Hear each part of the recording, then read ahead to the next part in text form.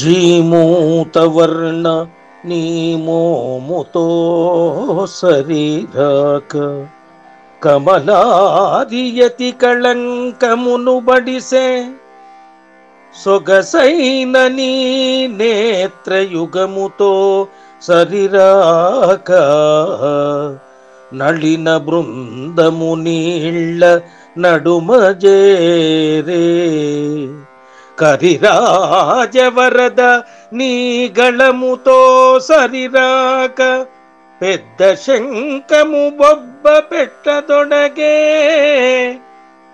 శ్రీపతి నీ దివ్య రూపుతో సరిరాక పుష్పబాణుడు నీకు పుత్రుడయ్యే ఇందిరాదేవి నిన్ను మోహించి విడక నీకు పట్టము పుసతి అయ్యే నిశ్చయముగా భూషణ వికాస శ్రీధర్మపుర నివాస దుష్ట సంహార నరసింహ దురిత దూర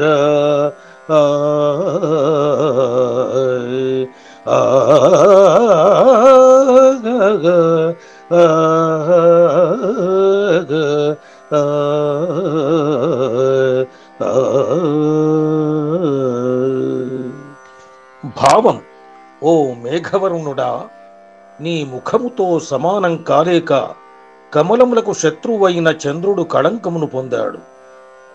అందమైన నీ రెండు నేత్రములతో సమానం కాలేక పద్మాలు నీళ్లలో చేరినాయి.